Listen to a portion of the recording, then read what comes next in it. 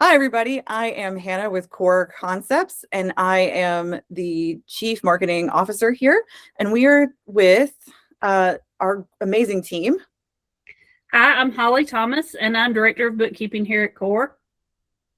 And I'm Chad Long. I am the CEO of Core Concepts. Awesome. Well, thank you guys for taking time out of your day to join us and to have these conversations. I think last time we had some really important conversations about breaking the rules of business and about learning to be human with our customers. And today I want to talk a little bit more about something that I know personally in the beginning of my business journey, I struggled with a lot, and that is finances and being transparent with your finances with professionals that can help you get ahead. Right. Yes, definitely. I think most business owners struggle with that, especially in the beginning. Look, I always have struggled with that. I come from a sales background. I am a sales guy. As I've grown in business, I understand the importance of different pieces of the puzzle administratively. I wish I had learned much earlier how important it is to have clean bookkeeping so you can know your numbers.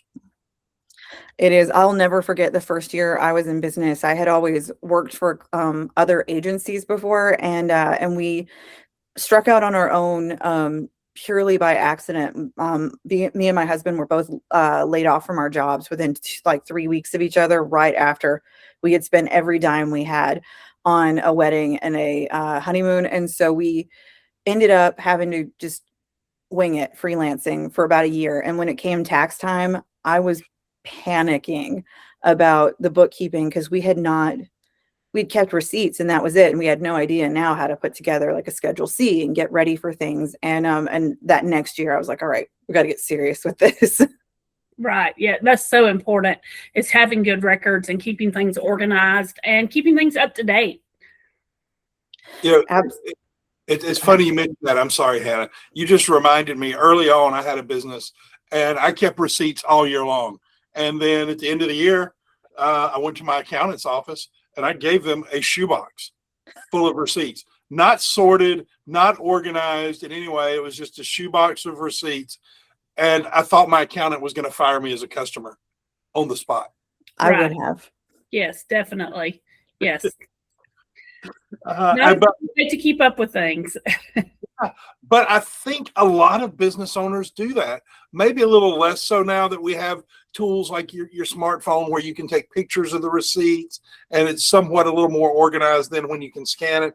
There are some tools, but Holly probably sees this a lot. I think we have these tools that can contain the data or information, but it's still presented to you oftentimes in one big dump that we have to go back months and straighten out. Absolutely. People just don't keep up with it, don't find the time to organize it, because even just keeping up with it and turning it over, you have to keep it organized, you have to keep it timely, and people just don't take the time to do that. So, or don't know how, really. A lot of times they don't know how. What do you suggest is kind of like the number one thing that you see often that you know could help people organize better? A lot of times, if you can just keep transactions separate, have, a credit card you use and banking account you use strictly for business and not mixing the two. That seems to be a lot of times, because then people are at the end of the year going through personal records trying to find their business expenses because they want to capture every business expense. And then you're having to go back and record. And I will tell you, my clients that I work with who have the cleanest and most up-to-date books are the ones who communicate with me and turn things over, let me have access to, their bank accounts, their credit cards, so I can keep things up to date and reconciled, and keeping their transactions separate, keeping them, just separate. I think there was something you said there that for me early on was a huge struggle, and that was turning over access to things. Because a lot of times early on in our business, like I said, we had spent every dime of savings we had on a wedding, and then now we had no money and we were trying to start a business from scratch. And so things were really lean and really tight. And so you're operating with that sort of false bravado of like, oh, we've got everything handled. Of course we can take your project. And then you're like secretly going, oh God, can we keep the lights on? And so handing over the the controlled for somebody else to see was embarrassing. But ultimately, those are the kind of things that you can do to help you permanently get out of that situation. Absolutely. Yes, absolutely. You've got someone else handling it, and you can focus on what you're doing, your services, your product, and you've got someone else having eyes on the financials and taking over that day-to-day posting, reconciling questions, and just the clear communication and the access to what you need, the financial records to have the books up to date. That just is key. Absolutely. And another thing, Chad, I think you can speak to this a little more, is having capital to even start hiring somebody to come on and do that. It's a challenge for so many businesses, especially businesses starting up. What can you tell me a little bit more about having access to capital and partners that maybe we have that can help with that? Absolutely. It's a big deal. And it's another one of those things like bookkeeping that when you start a business, you don't know what you don't know. And a lot of business owners don't know how much capital they're going to need access to. You talked about you and your husband starting a business from scratch on the fly after spending all your money. And you were able to bootstrap yourself. You're in industries where you're able to bootstrap yourself up and make it happen. A lot of people have a dream to open a business and they take the steps to open the business. And then they have a, oh my moment, where they're like, I need a whole lot more money than I have right now. And that's very important. So what we've done in our continuing quest to provide as much help to small business owners as we can is we have deepened our relationship with a publicly traded online business bank. They have a number of products that we can bundle together to increase productivity for our clients. We have unsecured lines of credit, depending on some numbers, those kind of things. They do a lot of SBA loans, a lot of USDA loans. We also have commercial, industrial, other non-conforming loans, a lot of different packages that we're able to kind of grease the rails for, to help get our clients in a space where they can get access to this capital. And through this relationship, I think the barriers, a lot of people won't apply for these loans. First of all, because they don't have clean books and they can't submit numbers in an application for this. And second of all, it's kind of something nobody ever talks about, but I see a lot of people don't want to submit paperwork or apply for these types of loans or this type of funding because they're worried about getting denied.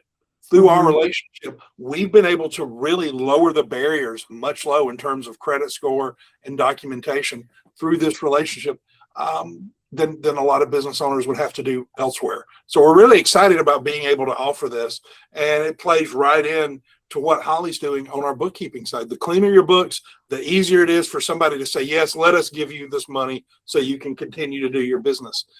That's kind of one of the shifts. You guys talked about giving over control, and that's super important because it frees up the business owner to do other things. Yes. But something else. It is a signal, not only to yourself, that you've got a real live grown-up business.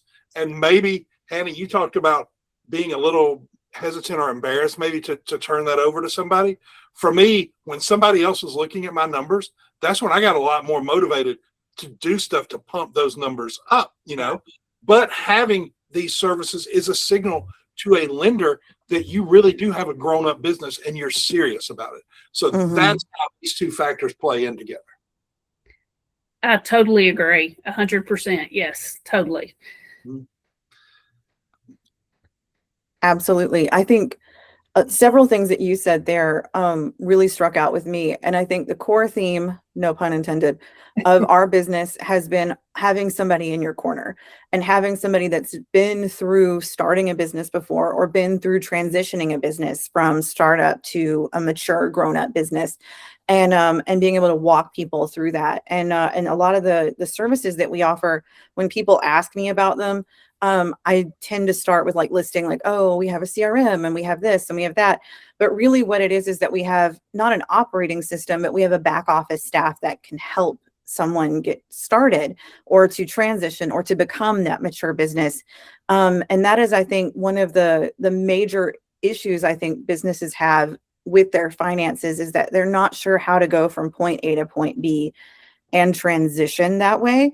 Right. Because either they don't have the capital, or they don't have somebody who knows better, or they're just scared of what the books look like. Holly, when someone's getting ready for like taxes or transitions or things like that, what are some tips that you can give them to help them kind of stay focused so they can get to the point where they can bring in somebody like us to have that team member? I would say, staying current, knowing where you are, and having the time. I found with a lot of business owners, they push bookkeeping to the back burner. Number one, because they don't feel like they have the knowledge or the time, and they're intimidated by it. So I think as soon as you can bring someone on who can keep your books up to date and keep those clean, and having open lines of communication, if I have questions, being able to shoot a text, an email, they respond, not afraid to take a look at things. And we have weekly or monthly phone calls as needed to discuss, hey, here's where we are, here's where we're going. So I think bringing someone on who can keep things current, because a lot of business owners think, oh, I can keep this current, but then it just falls behind. Something gets put on the back burner. It's not important. So listen, can I tell a tale of two business owners, if I may? Holly, we're not going to mention any names here. Right. But we had two customers that were part of the same franchise group. Their businesses were about the same age. I think they had started within a month of each other. Holly was handling the bookkeeping for both of those merchants. The system was exactly the same. And, it's a franchise, so everything is kind of standardized. Night and day experience with one of them. One gave Holly access early on to all the information, put everything they needed into QuickBooks, and had regular calls and was responsive with Holly. The other one was not. No access to anything, I don't think, Holly. And it comes end of year, it was a completely different experience. We had to get on a 2-hour call with the non-organized, the non-communicating business owner with their CPA and the business owner to get their taxes straightened out. Yeah. And the other person just took their books to their accountant and taxes were filed in a day. Yeah. That is an insane difference, especially when you consider the time it takes to because I know my accountant does this, he will take my tax return and he'll come back if there's anything else I need. And he's like, hey, do you have any more deductions or anything else like that? And now I have to go make sure I've got everything that way. So you think about that back and forth that a small business owner may have with whoever's preparing their taxes. If you're waiting till the last minute and you're unorganized, you don't know where the information is. If there's anything else that you need to pull from, like, did I max out my retirement, or did I, do any investing that I didn't think about putting on this return? If you're not organized, you can't use those strategic tools to make the most of your tax return, or to make the most of doing your business appropriately. Yes, it was night and day. And like I said, we were still in last year in March, they were still giving me stuff to enter for the previous year. Like I'm talking hundreds of transactions. Oh my gosh. Not getting bank statements to me timely, but if I can just log on to your bank recs at, the end of every month, it takes all the guesswork out of it. It takes less off that business owner. I know they feel like they're giving up control, but it takes less, it takes more off of them. Because I said takes less off of them, but it takes more off of them, letting me just handle all that and just, contact them with any questions I have. Absolutely. And we talked about this a little bit last time, Chad, is about learning to delegate and learning when it's time to hand over a task. And one of the things we had talked about was automation previously. Are there any tools that someone could use to automate the financial side of things within QuickBooks, or any kind of tool similar to that would make working with a bookkeeper more effective for them? Yes, having all of your accounts connected in QuickBooks, your credit cards, your bank accounts, everything connected, because it brings it in and it stays up to date, very current. And then I'm able to go in and make the postings, in real time.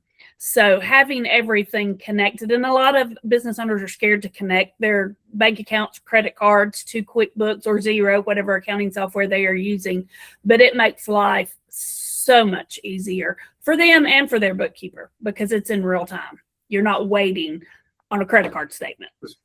Stop me if you've heard this one, or if this has happened to you, because this happened to me a lot. if Holly has to call a business owner to ask them about something, they don't have their bank account connected to their accounting software.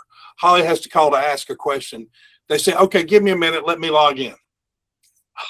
Wait a minute. They've got to reset their password. So they've got to do 5 things to do that one. And then oftentimes they get frustrated and they're like, I'll just call you back later. And guess what? They don't. We've got to call them 3 or 4 days later. Holly's got to get on the phone with them. And that's just the way it goes. Yeah, it's just inefficient. I mean, there's just, when you can have everything automated, you can both, if you need to both pull up QuickBooks and you can be looking at the same thing in real time. It just makes it so much easier. That is another thing too, because coming from the tech world, the other part of that is doing a screen share. So many people are like, "Oh, I don't need to give you access. We can just do a screen share," and being able to safely do some kind of screen share with your financial information, like security wise, that gives me the heebie-jeebies. And then second of all, almost nobody knows their login passwords or how to connect to a screen share with someone else's computer. And I know like Google Meets and Teams and all that have made it easier, but I have yet to be in a meeting where I have not heard someone share a screen and they're like, can everybody see this? Can everybody see this? And everyone instantly be able to see what they're seeing. So the efficiency of just like, oh, I can just share a screen with you. I can just log in and tell you what I see. It doesn't make any sense when you can literally be looking at the same screen from 2 secure locations and see the same thing. Well, and I had a business owner a couple of weeks ago shoot me a text, and she was in meetings back to back to back, and she said, hey, I saw a $8,000 charge come through on my bank account. Can you log in and tell me what it is? I was immediately able to log in, tell her what it was for, and shoot her a text back, and she's like, oh, okay. So it just made life, she didn't have time to do it. I was able, because I have access, to pull in, do it, and she could go about her day, with confidence, knowing that it was a legitimate charge. The peace of mind there is huge, because if you don't know where $8,000 is going, you're probably sweating when you see that come through, because you're thinking, oh gosh, did I get hacked? And having somebody be able to come in and be able to immediately say, no, that was legitimate. You're good. Like everything's covered. Because she was in meetings all day, so, or even when people are traveling, to be able to shoot that text and say, hey, can you look this up for me? So peace of mind, I think it gives so much more peace of mind. And knowing someone else, you get another set of eyes on things. Holly, this is kind of anecdotal, but it just came to me. And I know we don't have empirical evidence on this, but in your experience, the people who are more resistant to connecting their bank accounts and their credit cards, are they generally the ones you're seeing who are commingling funds and or using personal cards for business expenses, or vice versa, however it is? I see a lot of people. So from my experience, it's a lot of people have been doing that, and it's almost like they're afraid they're going to get in trouble with their teacher or something. That's why they don't want someone to know. Yes. Yeah. But we have to educate them. Hey, it's a lot better to have Holly roll her eyes or exhale in a frustrated manner with you than it is for the IRS to come knocking on your door and say, hey, we need to talk about this. Yes, absolutely. And a lot of them, they don't want you to know they're that disorganized. It's okay. I mean, it's okay. We can fix that. We can get you organized. We can get things posted correctly. So, but that's just like, they don't want people to know that. And I think that's a really good point, because we're all entrepreneurs. We've been in entrepreneurial situations and ownership situations. We know when you own a business, sometimes you feel like you've got to project a certain, I think you said it earlier, Hannah, a certain bravado, a certain level of confidence. Meanwhile, on the inside, there's stuff you don't know about that is going wrong, but it feels hard to admit that and let somebody else in to know it. But we've all been there. We've done it. Like every mistake a business owner can make, I promise you, I've probably made it, or I've thought about making it. I promise you, I have. We don't judge on this. We are here to give not only the tools we have, but the backgrounds we all share to give the advice and help these business owners thrive. Absolutely. Yes. I think, Chad, you say this a lot, is most people don't get into business to do business. They get into business to do what they love. Like a baker doesn't get into business to work on QuickBooks. They get into business to bake cakes. And so that's, I think, exactly what you're talking about. In summary here is that when we talk about connecting your QuickBooks, or we talk about having access to somebody who can help you with getting business capital. We're not saying these things like, oh, come and work with us, we're so great, or oh, you're so bad if you're not doing these things. What we're saying is that you have an incredibly specific understanding of what you do, and you didn't go to school to learn how to do QuickBooks. You didn't go to you went to do what you wanted to do. And so whenever you get started into the world of business, it's okay to be disorganized, because that's not your expertise. If you were an accountant and you weren't doing these things, I might think a little differently. But if you're, Right. a blue collar industry, if you're a web designer, if you're a real estate agent, you're learning now how to do all the other business things. So bringing people on to help you isn't anything to be ashamed of, isn't anything to look at and say, oh gosh, I'm so disorganized. I need to get organized first before I can bring somebody on. It's really honestly like a step back to say, let me get back to what I love, so that all the other stuff doesn't cloud and ruin my business for me. Mhm. Absolutely. It's smart business. I mean, Mm-hmm. it's smart. Yes. Before we sum up everything, both of you, what is the best piece of advice anyone has ever given you about running your own business financials? Don't be afraid to ask for help. I mean, that I would say that's don't be afraid to ask people who can help you or give you advice. You don't have to know it all. That makes a lot of sense, Holly. I like what you said there. For me, a guy once told me, because I was talking about my business, and I was doing something that I was good at, but like we've discussed here, everything else was not organized and it was behind the curtain. I didn't know what I didn't know. So there were a lot of things I wasn't doing. I had the big tax bill hit me, but I was actually in the gym one day and I was talking to a guy, and we were talking about our businesses, and he started asking me specific questions about numbers, and I didn't know those. And he told me, he says, look, I'm not saying this to be mean, but you just think you have a business. Until you know your numbers, you don't have a business. And that's the truth. You got a hobby, you've got something you're doing. You don't really have a business until you know your numbers. Got to know your numbers. Yes. I think those are both really good pieces of advice, because I think, and they go in tandem, because if you don't know your numbers, you need to ask for help.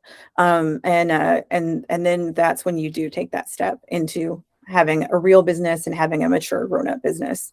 So thank you guys so much for joining us. I am super excited to get this out there and have everybody see it and ask questions. If you have questions for Holly or Chad or myself, you can leave them in the comments, or you can email us by going to coreops.tech and clicking our contact form there. In the meantime, be sure to like, subscribe, and share this video, and let us know what you would like to talk about next. Thanks. Thanks, guys.